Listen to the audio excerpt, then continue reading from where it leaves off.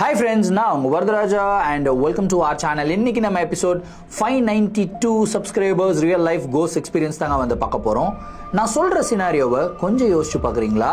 நீங்க உங்களுடைய வாழ்க்கையில என்ன ஆசைப்பட்டாலுமே அது ஆட்டோமேட்டிக்கா நிறைவேறிடுச்சு அப்படின்னா அப்போ உங்களுடைய மனநிலைமை எப்படி இருக்குன்றதை மட்டும் கொஞ்சம் யோசிச்சு பாருங்க. சந்தோஷப்படுவீங்களா இல்லை எப்படி இதெல்லாம் நிறைவேறுது அப்படின்னு சொல்லி யோசிப்பீங்களா? ஏன்னா இன்னைக்கு நீங்க பார்க்க போற நிகழ்வுல அப்படிப்பட்ட மிகவும் சுவாரஸ்யமான சம்பவம் தாங்க காத்துக்கிட்டு இருக்கு. ஒரு பெண்ணுக்கு நினைச்ச விஷயங்கள்லாம் நடந்தது, ஆனா அதுக்கப்புறம் அந்த பெண்ணுக்கு என்ன நடந்தது அப்படின்ற ஒரு சோக கதையை தான் இன்னைக்கு நீங்க பார்க்க போறீங்க. இந்த வீடியோவை நீங்க பார்க்கறதுக்கு முன்னாடி நீங்க நம்ம சேனலுடைய புதிய பார்வையாளராக இருந்தாலும் சரி, இல்லைனா நம்மளுடைய சேனலை பார்த்துட்டு இருக்கீங்க, சப்ஸ்கிரைப் பண்ணாமல் பார்த்துட்டு இருக்கீங்க அப்படின்னா தயவுசெய்து சப்ஸ்கிரைப் பண்ணிக்கோங்க. கூடவே இருக்கிற பெல் ஐகானை கிளிக் பண்ணிக்கோங்க. அப்போதான் எவ்ரி ஆல்டர்னேட்டிவ் டே போடுற வீடியோ உங்களால் உடனே பார்க்க முடியும். இப்போ வாங்க ஸ்ட்ரெயிட்டா வீடியோக்குள்ள போலாம்.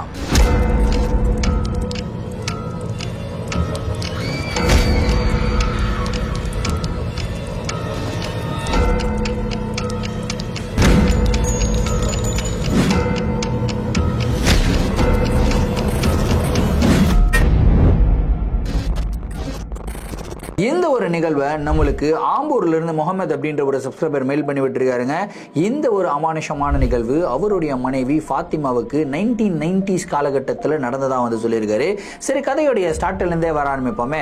ஸோ இந்த நிகழ்வு நடக்கும்போது ஃபாத்திமாவுக்கு ஒரு 18-19 வயசு இருக்கும் அப்படின்றாங்க.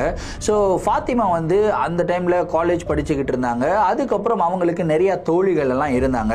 ஸோ தோழிகளுக்கு பிறந்த நாள் அப்படின்னாவே எல்லாருமே வந்து அவங்களுடைய வீட்டில் போயிட்டு பர்த்டே செலிப்ரேட் பண்றதெல்லாம் வாடிக்கையாவே வச்சுட்டு இருந்தாங்க இல்லையா? ஸோ அதே மாதிரி தான் ஃபாத்திமாவும் வந்து எல்லா ஃப்ரெண்ட்ஸோடைய பர்த்டேக்கும் போயிட்டு கிஃப்ட் கொடுக்கறது, என்ஜாய் பண்றது, அதுக்கப்புறம் வீட்டுக்கு வருது, இதே வந்து வாடிக்கையா வச்சிருந்தாங்க.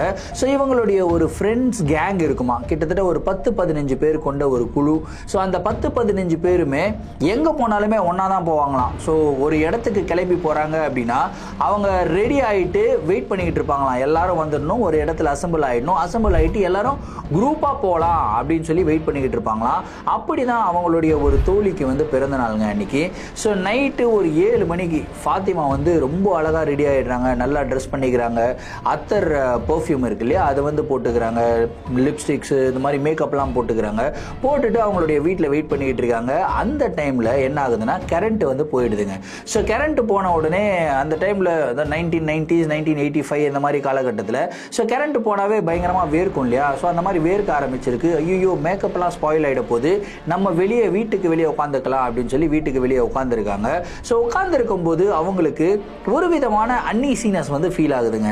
அதாவது யாரோ இவங்களை தூரத்துல இருந்து பார்த்துக்கிட்டே இருக்கிற மாதிரி ஒரு அன்னீசினஸ் இவங்க ஃபீல் பண்றாங்க. அதுக்கப்புறம் என்னடா இது இவ்வளோ அன்கம்ஃபர்டபுளா இருக்கே அப்படின்னு சொல்லி அவங்க அம்மாவை கூப்பிடுறாங்க. அவங்க அம்மா வந்து கொஞ்ச நேரம் இவங்க கூட உட்காந்துக்கிட்டு இருந்தாங்க. அதுக்கப்புறம் இல்லடி எனக்கு வேலை இருக்கு, நான் உள்ள போய் வேலை பார்க்குறேன், உங்க அப்பா வந்துருவாரு, டின்னர் ரெடி பண்ணும் அப்படின்னு சொல்லி அவங்க போயிடுறாங்க. திரும்பியும் என் ஃபாத்திமா வந்து தனியா அவங்களுடைய வீட்டு வாசல்ல உட்காந்துக்கிட்டு இருக்காங்க. அந்த டைம்ல திரும்பியும் அவங்களுக்கு அன்னீசினஸ், அதாவது யாரோ வந்து இவங்களை பார்த்துக்கிட்டே இருக்கிற மாதிரி ஒரு ஃபீல், அதுக்கப்புறம் யாரோ இவங்களை வந்து தொடர மாதிரி ஒரு ஃபீல் வந்து வந்திருக்குங்க. இந்த ஒரு ஃபீல் வந்த உடனே அவங்க வந்து அப்படியே பயத்தோட உச்சகட்டத்தில் இருக்கும்போது அவங்களுடைய ஃப்ரெண்ட்ஸ் எல்லாம் வந்துடுறாங்க. சரி வா நம்ம போலாம், சாரி லேட் ஆயிடுச்சு அப்படின்னு சொல்லி எல்லாரும் கிளம்பி பர்த்டே பார்ட்டிக்கு போயிருக்காங்க, பர்த்டே செலிப்ரேட் பண்ணியிருக்காங்க. அந்த பார்ட்டியிலும் கூட ஃபாத்திமா ஹாப்பியா இல்லை அப்படின்னு இருக்காங்க. அதாவது அந்த பார்ட்டியில கூட யாரோ வந்து அவங்கள பார்த்துக்கிட்டே இருக்கிற மாதிரி ஒரு ஃபீல். இவங்க என்ன யோசிக்கிறாங்கன்னா ஒரு மன பிரம்மையா இருக்கும், ஸோ நம்ம இமேஜின் பண்ணிக்கிறோம் இந்த மாதிரி எல்லாம் அப்படின்னு சொல்லி யோசிச்சுட்டு இவங்க வந்து ஃப்ரீயா விட்டுடுறாங்க. அதுக்கப்புறம் இவங்க வீட்டுக்கும் திரும்பி வந்துடுறாங்க. ஸோ ஃபாத்திமாவுக்கு ஸ்வீட்ஸ் அப்படின்னா ரொம்ப பிடிக்குமா. ஸோ அவங்க அப்பா கிட்ட அடுத்த நாள் வந்து அப்பா எனக்கு லட்டு வாங்கிட்டு வா அப்படின்னு வந்து சொல்லியிருக்காங்க. ஆனால் அவங்களுடைய ஃபேமிலி வந்து ரொம்ப ஏழ்மையான ஃபேமிலி. அவங்க அப்பா கிட்ட அன்னைக்கு காசு கிடையாது. எப்படிடா பொண்ணு கிட்ட காசு இல்லைன்னு சொல்ல முடியும்னு சொல்லிட்டு அவர் போயிட்டு அவருடைய ஒய்ஃப் கிட்ட இந்த மாதிரி என்கிட்ட காசு இல்லை, பொண்ணு வர லட்டு வாங்கிட்டு வர சொல்றா, என்னால் வாங்கிட்டு வர முடியாது, நீ ஏதாவது சொல்லி சமாளிச்சுக்கோ அப்படின்னு சொல்லிட்டு கிளம்பி போயிடுறாருங்க. ஃபாத்திமா சொல்லிட்டு அவங்க டயர்டா இருக்குன்னு படுத்து தூங்கிடுறாங்க. கரெக்டாக தூங்கி எழுந்து பார்க்கும்போது அவங்களுடைய டேபிளில் வந்து பார்த்தீங்கன்னா ஒரு லட்டு பாக்ஸ் வந்து இருக்குங்க. லட்டை பார்த்த உடனே பயங்கர ஹாப்பி. இவங்க வந்து லட்டு சாப்பிட்றாங்க. சாப்பிட்டுட்டு பாக்ஸை வந்து தூக்கி போட்டுறாங்க. அதுக்கப்புறம் அவங்க அம்மா கிட்டே வந்து போய் கேட்கல. அவங்க அம்மாவும் அப்பா வந்து லட்டு வாங்கிட்டு வர மாட்டாரு பாரு அப்படின்னு சொல்றதுக்கு வந்து மறந்துடுறாங்க. சரி, இந்த ஒரு இன்சிடென்ட் இப்படியே போயிடுதுங்க. அதுக்கப்புறம் ஃபாத்திமா வந்து ஒரு சின்ன சின்ன விஷயங்கள் வந்து ஆசைப்படுறாங்க, எல்லாமே அவங்களுக்கு நிறைவேறுது. ஃபார் எக்ஸாம்பிள், இவங்க வந்து காலேஜுக்கு போயிருக்காங்க. அவங்களுடைய ஃப்ரெண்டு வந்து ஒரு சுடிதார் வந்து போட்டுட்டு வந்திருக்காங்க. இந்த சுடிதார் எவ்வளோ அழகா இருக்கே, இந்த சுடிதார் நம்ம கிட்ட இருந்தால் நல்லா இருக்குமே அப்படின்னு சொல்லி யோசிக்கும் போது அடுத்த நாள் காலையில் வந்து பார்த்தீங்கன்னா இவங்களுடைய ரூமில் அந்த சுடிதார் வந்து இருக்கான். ஸோ அவங்க அம்மா வந்து சர்ப்ரைஸாக ஏதாவது கிஃப்ட் கொடுக்குற மாதிரி நினச்சிக்கிட்டு இவங்க என்ன பண்ணுறாங்கன்னா அந்த ஒரு சுடிதார் வந்து போட்டுக்கிறாங்க. போட்டுட்டு அதுக்கு மேலே புர்கா போடுவாங்களே, புர்கா போட்டு இவங்க வந்து கிளம்பி போயிடுறாங்க. ஸோ இந்த ஒரு இன்சிடென்ட்டுமே முடியுதுங்க. அதுக்கு அடுத்த நாள் இவங்க வந்து மார்க்கெட்டில் போயிருக்காங்க. ஸோ மார்க்கெட்டுக்கு போயிட்டு ஷாப்பிங்லாம் பண்ணிக்கிட்டு இருக்கும்போது ஒரு லேடி வந்து ஒரு சின்ன கோல்டு செயின் வந்து போட்டிருக்காங்க. அந்த செயினை பார்த்த உடனே இவங்களுக்கு ரொம்ப பிடிச்சி போயிடுது. அந்த செயின் வந்து அவ்வளோ அழகாக இருக்குது. இந்த செயின் இவ்வளோ அழகாக இருக்கே, இந்த செயின் நம்மக்கிட்ட இருந்தால் நல்லா இருக்குமே அப்படின்னு சொல்லி எந்த ஒரு கேர்ளாக இருந்தாலும் யோசிப்பாங்க இல்லையா? ஸோ அந்த மாதிரி யோசிக்க ஆரம்பிக்கிறாங்க. யோசிச்சுட்டு வீட்டுக்கு வராங்க. வீட்டுக்கு வந்து பார்த்தா அவங்களுடைய டெஸ்க் இருக்கு இல்லையா, டெஸ்க்கு மேலே அந்த செயின் வந்து இருக்குங்க. இப்போ ஃபாத்திமாவுக்கு லைட்டாக டவுட் வருது, என்னடா இது, நம்ம நினச்ச விஷயம் எல்லாமே வந்து நடக்குது, ஆனால் அப்பா அம்மா டைரெக்டாக நம்மக்கிட்ட கொடுக்க மாட்டாங்க, எடுத்து வந்து இந்த டெஸ்க்லேயே வச்சுட்டு போகிறாங்களே அப்படின்னு சொல்லிட்டு இவங்களுக்கு ஒரு டவுட் வருது. சரி, என்ன இருந்தால் என்ன, நம்மளுக்கு தான் அந்த செயின் கிடைச்சிருச்சுன்னு சொல்லி செயினும் எடுத்து போட்டுக்கிறாங்க. அவங்க அம்மா கிட்ட கூட இவங்க போய் கேட்கல, என்னம்மா நீங்கள் எனக்கு செயின் எல்லாம் வாங்கி சர்ப்ரைஸாக கொடுத்தீங்க, ரொம்ப தேங்க்யூ அப்படின்னு எதுவுமே சொல்லலைங்க. செயின் வந்து போட்டுட்டு வந்துடுறாங்க. அதுக்கப்புறம் இவங்க எந்த விஷயத்தை ஆசைப்பட்டாலும் எல்லா விஷயமே நடக்குதுங்க. சின்ன சின்ன விஷயங்களா இவங்களே டெஸ்ட் பண்ண ஆரம்பிக்கிறாங்க. ஸோ எல்லா விஷயமுமே நடந்துகிட்டே இருக்கு. என்னடா இது, நம்ம நினைக்கிறதெல்லாம் நடக்குதுடா, ஒருவேளை சூப்பர் பவர் ஏதாவது இருக்குதா நம்ம கூட அப்படின்னு சொல்லி இவங்களுக்கே ஒரு டவுட் வர ஆரம்பிக்குது. அதுக்கப்புறம் அவங்க அம்மாவும் அவங்களும் ஒரு கல்யாணத்துக்கு வந்து போயிருக்காங்க. கல்யாணத்தில் வந்து எல்லாருமே நல்ல நகையெல்லாம் போட்டுட்டு வருவாங்க இல்லையா, அந்த மாதிரி ஒரு ரிச் லேடி அவங்க வந்து வைரத்தில் ஒரு நெக்லஸ் போட்டுட்டு வந்திருக்காங்க. அந்த நெக்லஸை வந்து ஃபாத்திமா பார்க்குறாங்க. ஃபாத்திமா பார்த்துட்டு அவங்க அம்மா கிட்ட, அம்மா அந்த நெக்லஸ் எவ்வளோ நல்லா இருக்கு பாருமா, சூப்பராக இருக்குது, அந்த நெக்லஸ் எனக்கு வாங்கி தாங்கம்மா அப்படின்னு வந்து கேட்குறாங்க. அவங்க அம்மாவுக்கு செம்ம கோவம். ஏண்டி, நம்மளுடைய ஃபேமிலியோடைய சுச்சுவேஷன் என்னன்னு உனக்கு தெரியாதா? இந்த மாதிரி ஒரு சுச்சுவேஷனில் இருக்கும்போது நீ அவ்வளோ காஸ்ட்லியான நெக்லஸ் கேட்டனா நாங்கள் எங்கே போகிறது?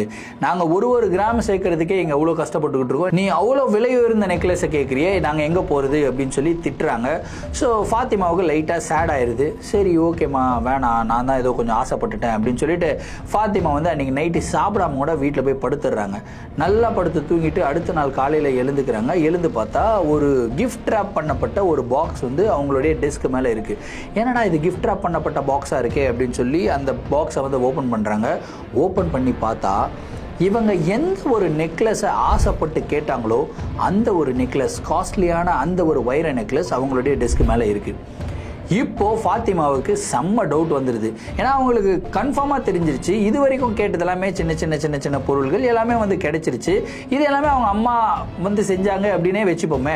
ஆனால் இந்த வைர நெக்லஸ் கண்டிப்பாக அவங்க அம்மா அப்பானால அஃபோர்ட் பண்ண முடியாது அப்படின்றது அவங்களுக்கு நல்லா தெரியும். ஸோ யார் இந்த வைர நெக்லஸை வாங்கிட்டு வந்திருப்பாங்க அப்படின்ற ஒரு டவுட் அவங்களுடைய மனசில் ஸ்ட்ராங்காக வர ஆரம்பிக்குதுங்க.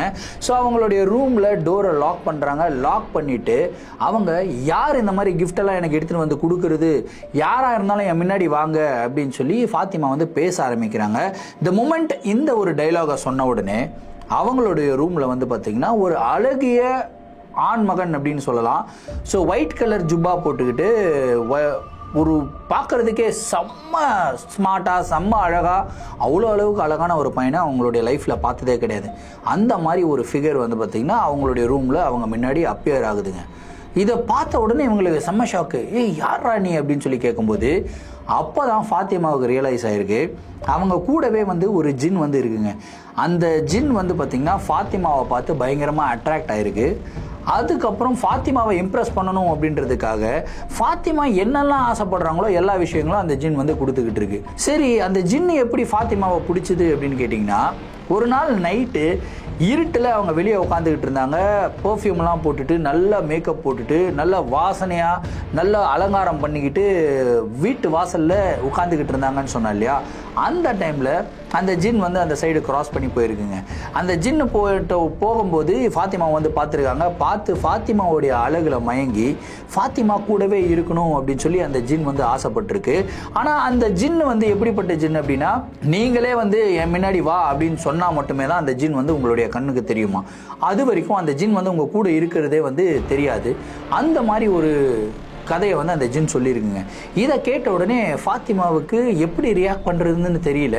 ஸோ ஃபாத்திமா என்ன சொல்கிறாங்க அப்படின்னா, சரி எனக்கு யாருமே ஃப்ரெண்ட்ஸே கிடையாது, இன்ஃபேக்ட் எனக்கு பெண்கள் வந்து தோழிகளாக இருந்திருக்காங்க, ஆனால் ஆண்கள் நண்பர்களே கிடையாது, ஸோ நீ எனக்கு ஒரு ஆண் நண்பனாக இருப்பியா கூடவே அப்படின்னு சொல்லி கேட்குறாங்க அந்த ஜின்னுக்கிட்ட.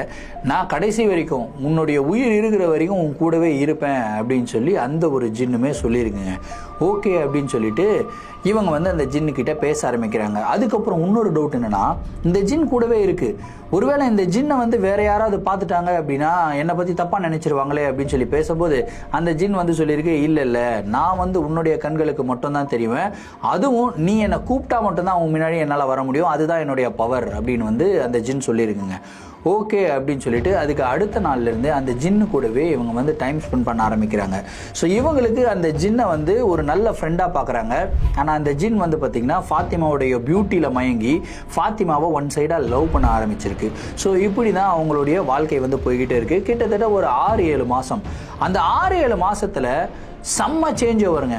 அதாவது இவங்க காலேஜ் போகிறாங்க, காலேஜில் வந்து நண்பர்கள் ஏதாவது கேட்டாங்க அப்படின்னா, தோழிகள் ஏதாவது கேட்டாங்கன்னா இவங்க உடனடியாக அந்த ஒரு கிஃப்டை வாங்கி கொடுக்கறது. அதுக்கப்புறம் வந்து இவங்க ஏதாவது ஆசைப்பட்டு, அதாவது கொஞ்சம் நினச்சா கூட எனக்கு இது வந்து நல்லாயிருக்கும், இந்த ட்ரெஸ் வந்து நல்லா இருக்கணும், இந்த வண்டியில் போனால் எனக்கு நல்லாயிருக்கும் அப்படின்னு சின்ன சின்ன ஆசைகள்லாம் இருக்கும் இல்லையா, மனசில் தோணும் இல்லையா, அந்த மாதிரி மனசில் தோன்ற ஆசைகள் எல்லாமே இவங்களுக்கு வந்து நிறைவேறிக்கிட்டே இருக்குது. இருக்கிறதுலே வாழ்க்கையில் ரொம்பவும் ஹாப்பியான ஒரு ஃபேஸில் வந்து இருக்காங்க ஃபாத்திமா. அப்படியே ஒரு 2 வருஷம் இப்படியே போகுதுங்க. அவங்களுடைய ஃப்ரெண்ட் சர்க்கிளுக்கு மத்தியில் ஃபாத்திமா வந்து ஒரு மிகப்பெரிய லெவலில் இருக்காங்க. ஏன்னா என்ன கேட்டாலும் ஃபாத்திமா கிட்ட கிடைக்கும்பா அப்படின்ற மாதிரி ஒரு பேச்சு வந்து அவங்களுடைய தோழிகளுடைய சர்க்கிளில் வந்து ஃபார்ம் ஆகிடுச்சு. ஸோ இப்படியே போய்கிட்டு இருக்கும்போது அவங்களுக்கு ஒரு 21 வயசு இருக்கும். அந்த டைமில் வந்து ஃபேமிலியில் உனக்கு கல்யாணம் பண்ணணும் அப்படின்னு சொல்லி பேச்சுவார்த்தை எடுக்கிறாங்க. ஸோ ஃபாத்திமாவுக்குமே சரி 21 நம்ம மேரேஜ் பண்ணிக்கலாம் அப்படின்ற மாதிரி ஒரு மைண்ட் செட்டு.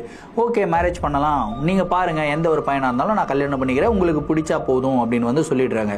இந்த ஒரு மேட்டரை அந்த ஜின்னு கூட இருக்கு இல்லையா, அந்த ஜின்னுக்கிட்ட வந்து சொல்கிறாங்க.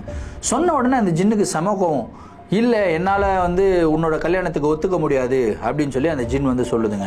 ஃபாத்திமா கேட்குறாங்க, ஏன் ஒத்துக்க முடியாது அப்படின்னு சொல்லும்போது, இல்லை எனக்கு உன்னை ரொம்ப பிடிக்கும், உன்னை நான் காதலிக்க ஆரம்பிச்சிட்டேன் அப்படி இப்படின்னு அந்த ஜின்னு சொன்ன உடனே ஃபாத்திமா வந்து சொல்லியிருக்காங்க, இதை பாரு இது வரைக்கும் நான் உன்னை காதலிக்கிறேன்னு சொன்னதே கிடையாது, காதலிக்கவும் முடியாது, நீ வந்து ஒரு ஜின் ஒரு ஆன்மா, நான் வந்து ஒரு மனுஷி, ஸோ மனுஷி வந்து ஒரு மனுஷனை தான் கல்யாணம் பண்ணிக்க முடியும், ஜின்னை எப்படி கல்யாணம் பண்ணிக்க முடியும், அப்படி நான் கல்யாணம் பண்ணிக்கிட்டாலும் இந்த ஊர் உலகத்துக்கு எப்படி வந்து நீ தான் என் புருஷன்னு சொல்ல முடியும் அப்படின்ற மாதிரி லாஜிக் பேசியிருக்காங்க.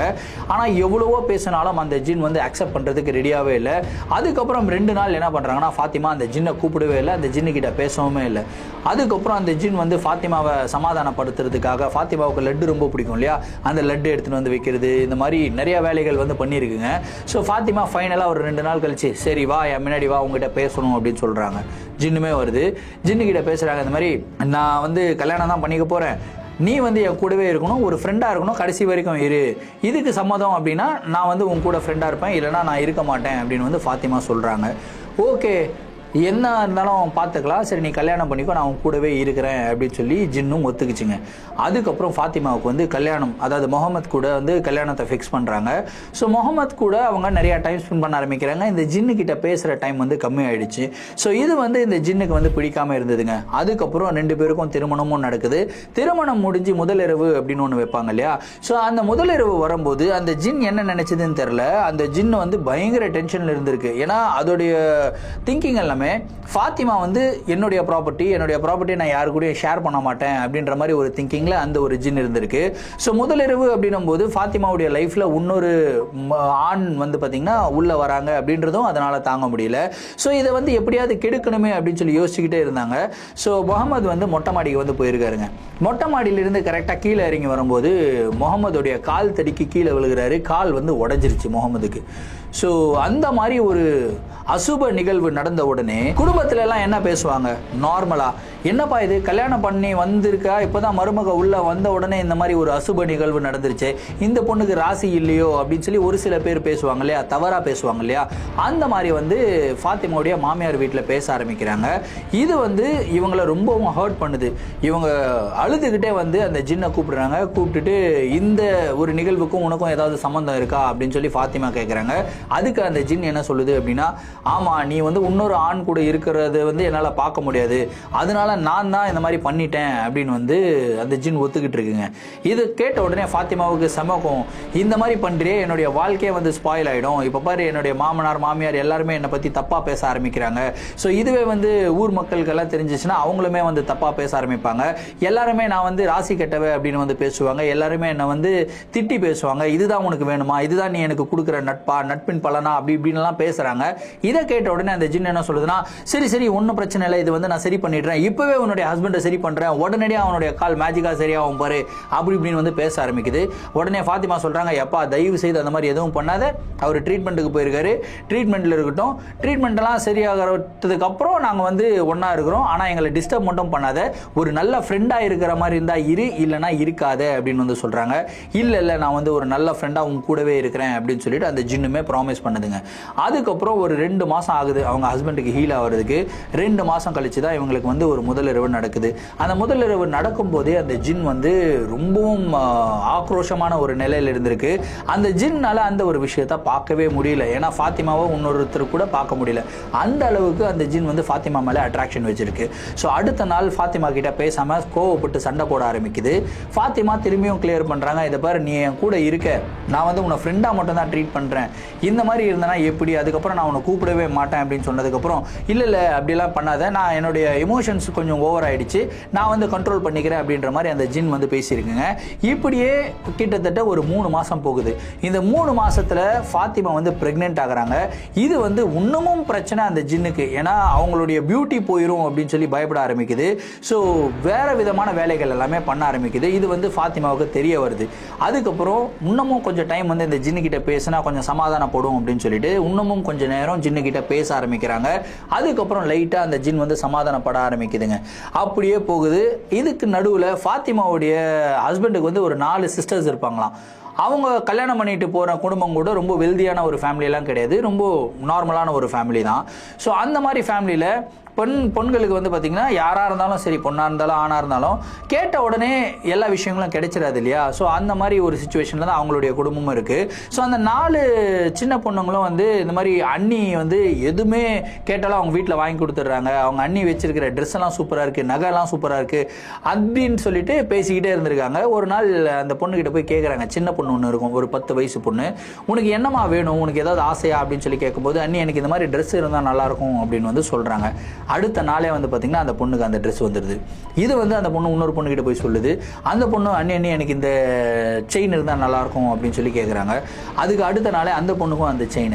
இந்த மாதிரி அந்த 4 பொண்ணுங்களை வந்து பயங்கரமாக டேக் கேர் பண்ணிக்கிறாங்க ஃபாத்திமா. அப்படியே அந்த 4 பேருக்கும் ரொம்ப க்ளோசஸ்ட் ஆஃப் ஃப்ரெண்டாக மாறிடுறாங்க. ஆனால் இவங்களுடைய சீக்ரெட் இவங்களுக்கு மட்டும் தான் தெரியும். இன்ஃபேக்ட் இவங்களுடைய அப்பா அம்மாவுக்கும் கூட தெரியாதுங்க. இப்படியே கிட்டத்தட்ட ஒரு 7 மாதம் போகுது.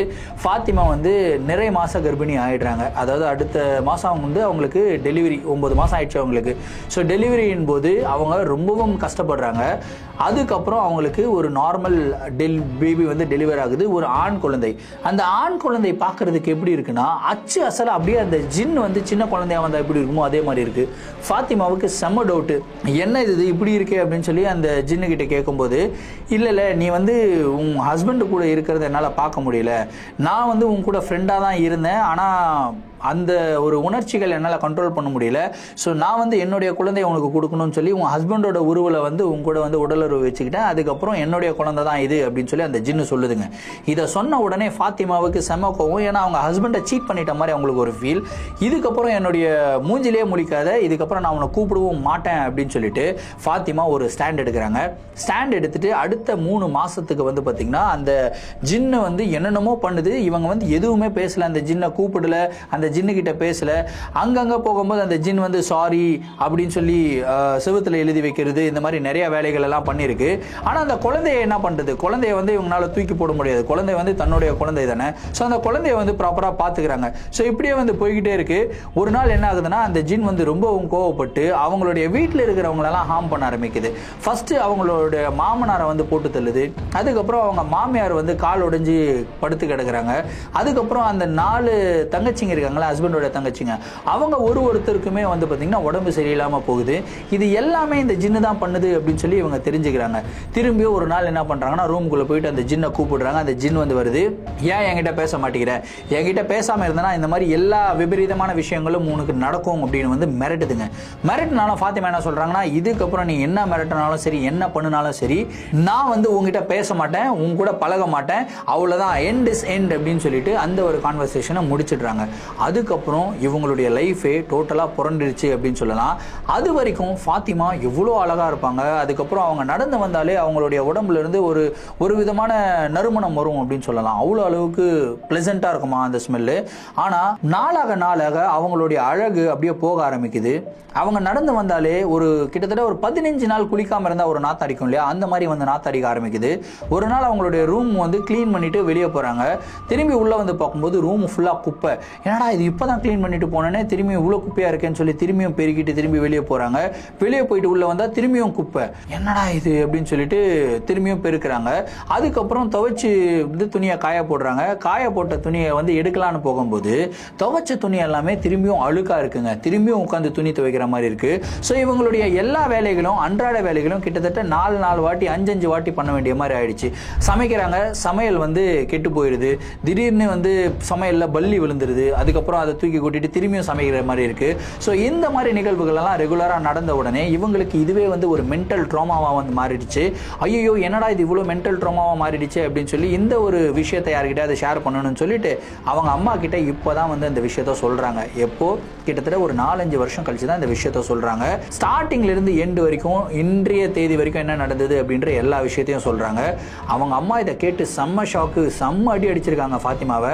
அடிச்சுட்டு என்ன தைரியம் தான் இந்த மாதிரி வேலையெல்லாம் பண்ணிட்ட பாரு, உன்னுடைய லைஃபே இப்போ கேள்விக்குறி ஆயிடுச்சு அப்படின்னு சொல்லிட்டு ஃபாத்திமாவை ஒரு ஃபக்கீர் பாபா கிட்ட கூட்டிட்டு போறாங்க. அதுக்கப்புறம் வந்து ஒரு தாயத்தை வந்து கொடுக்குறாங்க. அந்த தாயத்தை வந்து நீங்க கட்டிக்கணும். கட்டிட்டு அந்த தாயத்தை வந்து கடைசி வரைக்கும் கழட்டவே கூடாது. டே நீ அந்த தாயத்தை கழட்டுன அப்படின்னா அந்த ஜின் உன்னை வந்து கூட்டிட்டு போயிடும், யாருனாலையும் உன்னை கண்டுபிடிக்கவே முடியாது அப்படின்றத சொல்லி அனுப்பி விட்டுருக்காரு அவரு. இவங்களும் வந்திருக்காங்க. அடுத்த 5 வருஷங்க வாழ்க்கையிலே ரொம்பவும் சந்தோஷமா வாழ ஆரம்பிக்கிறாங்க. அவங்களுடைய அழகு திரும்பி வருது. அதுக்கப்புறம் அவங்களுடைய ஃபேமிலியோடைய ஹாப்பினஸ் திரும்பி வருது. திரும்ப அவங்களுக்கு ஒரு பெண் குழந்தை வந்து பிறக்குது. இந்த பெண் குழந்தை அவங்க ஹஸ்பண்ட் முகமது மாதிரியே இருக்கு. ஸோ ரொம்ப ஹாப்பியான ஒரு லைஃப் வந்து வாழ்ந்துகிட்டு இருக்காங்க. Out of a blue moon திடீர்னு ஒரு நாள் என்ன ஆகுதுன்னா ஃபாத்திமா காணாம போயிடுறாங்க. முகமதுக்கு செம ஷாக். என்னடா அது வைஃபை காணோம் அப்படின்னு சொல்லி அங்கே எங்கே தேடுறாரு, எங்கே தேடியும் கண்டுபிடிக்க முடியல. அதுக்கப்புறம் அவங்க அம்மா போய் பார்க்குறாரு, அதை மாமியாரை போய் பார்க்குறாரு. பார்த்துட்டு இந்த மாதிரி ஃபாத்திமாவை காணுமா, நான் எங்கெங்கேயோ தேடிட்டேன், என்னாச்சுன்னு தெரில, ஏதாவது கோவமா ஏதாவது சொன்னாங்களா அவங்கக்கிட்ட அப்படின்லாம் கேட்குறாரு. அது சொன்ன உடனே அவங்க வந்து புரிஞ்சுக்கிறாங்க, இந்த மாதிரி ஏதோ ஒரு பிரச்சனை ஆகிடுச்சு, தாயத்தை ஏதோ கழட்டிட்டாங்க போல இருக்குது அப்படின்றத அவங்க புரிஞ்சுக்கிறாங்க. இருந்தாலும் மனசு வந்து கேட்கல இல்லையா, அவங்களும் வந்து கூட சேர்ந்து தேடுறாங்க. போலீஸ் ஸ்டேஷனில் போய் கம்ப்ளைண்ட் எல்லாம் ரெஜிஸ்டர் பண்ணுறாங்க. எல்லாமே பண்ணிட்டு கிட்டத்தட்ட இந்த நிகழ்வு நடந்து ஒரு 1995 இந்த நிகழ்வு நடந்துதான். 95 நடந்து இப்போ 2025 கிட்டத்தட்ட 30 வருஷம் ஆயிடுச்சுங்க. 30 வருஷம் ஆகி ஃபாத்திமாவுடைய பொண்ணுக்கே திருமணம் ஆகி அவங்களுக்கு 2 குழந்தையும் வந்து பிறந்துச்சு. இது வரைக்கும் ஃபாத்திமா எங்க இருக்காங்க அப்படின்ற எந்த ஒரு தகவலும் முகமதுனால கண்டுபிடிக்க முடியல அப்படின்னு வந்து சொல்லியிருக்காரு. ஸோ இன்ஃபேக்ட் கிட்டத்தட்ட ஒரு 20 வருஷம் கழிச்சு தான் ஃபாத்திமாவுடைய அம்மா இருக்காங்க இல்லையா, அவங்க வந்து முகமது கிட்ட ஆக்சுவலாக இதுதான் நடந்தது அப்படின்ற ஒரு விஷயத்த வந்து சொல்லியிருக்காங்க. சரி, அதுக்கப்புறம் அந்த ஜின்னுக்கு ஒரு குழந்தை பிறந்தது இல்லையா, அந்த குழந்தைய பார்த்து முகமது வந்து வெறுக்க ஆரம்பிக்கிறாரு. திடீர்னு ஒரு நாள் அந்த பையன் குழந்தை பிறந்திருக்கான் இல்லையா, அந்த பையனுமே வந்து பார்த்திங்கன்னா மாயமாக மறைஞ்சிடுறாங்க. எங்கே போனான் அப்படின்றது தெரியல, அந்த பையனுக்கு என்னாச்சு அப்படின்றது இது வரைக்கும் தெரியல. அந்த பையன் காணாமல் போய் கிட்டத்தட்ட 10 வருஷம் ஆயிடுச்சு. ஸோ இந்த நிகழ்வு ஒரு 30 வருடங்களாக முகமதை வந்து பயங்கர ஹாண்டடாக பண்ணிக்கிட்டு இருக்கு அப்படின்னு சொல்லியிருக்காரு. ஸோ இந்த நிகழ்வுகள் வந்து நம்ப முடியாத அளவுக்கு வந்து இருக்குது. ஆனால் அவர் சொன்ன விஷயம் என்னென்னா, இது வந்து யாருனாலையும் நம்ப முடியாது, ஆனால் அனுபவித்து பார்த்த எனக்கு மட்டும்தான் இந்த ஒரு வழி என்ன அப்படின்றது தெரியும். என்னுடைய ஒய்ஃபை நான் வந்து ரொம்ப லவ் பண்ணுறேன், என் ஒய்ஃபை என்னை ரொம்ப லவ் பண்ணாங்க. அநியாயமா ஒரு ஜின்னுனால நாங்க பிரிக்கப்பட்டோம். இப்போ என்னுடைய வைஃப் எங்க இருக்காங்கன்னே தெரியல, உயிரோடு இருக்காங்களா இல்லையான்னு கூட தெரியல, அந்த ஜின் என்னுடைய வைஃபை என்ன பண்ணிச்சுன்னு தெரியல அப்படின்னு சொல்லி ரொம்ப உருக்கமான ஒரு மெசேஜ் வந்து எனக்கு அனுப்பிட்டு இருந்தாரு. ஸோ இந்த ஒரு நிகழ்வு கேட்கும் போது எனக்கு ரொம்பவும் கஷ்டமா இருக்குங்க. ஸோ இந்த மாதிரி யாருடைய வாழ்க்கையிலாவது நடக்குமா அப்படின்றதெல்லாம் தெரியல. பட் நடந்திருந்ததுன்னா சத்தியமா அந்த வாழ்க்கை வந்து ஒரு நரகத்துக்கு சமம் அப்படின்னு வந்து சொல்லலாம். ஸோ இந்த ஒரு நிகழ்வை பற்றின உங்களுடைய கருத்துக்கள் என்ன அப்படின்றத கமெண்ட் பாக்ஸில் சொல்லுங்க. சொல்லுங்கள். இதே மாதிரி உங்களுடைய வாழ்க்கையில் ஏதாவது அமானுஷமான நிகழ்வுகள் நடந்திருந்து அந்த நிகழ்வுகளை என்கிட்ட ஷேர் பண்ணணும்னு நினச்சிங்கன்னா என்னுடைய இன்ஸ்டாகிராமில் ஃபாலோ பண்ணிவிட்டு என்னோட இன்ஸ்டாகிராமில் டிஎம் பண்ணுங்கள். இல்லைனா என்னுடைய மெயில் ஐடிக்கு மெயிலாக சென்ட் பண்ணி விடுங்க. கண்டிப்பாக உங்களுடைய நிகழ்வுகளும் நம்மளுடைய சேனலில் வீடியோஸாக போடப்படும். மீண்டும் அடுத்த வீடியோவில் சந்திக்கும் வரை நான் உங்கள் Varadaraja signing off. Thank you and bye.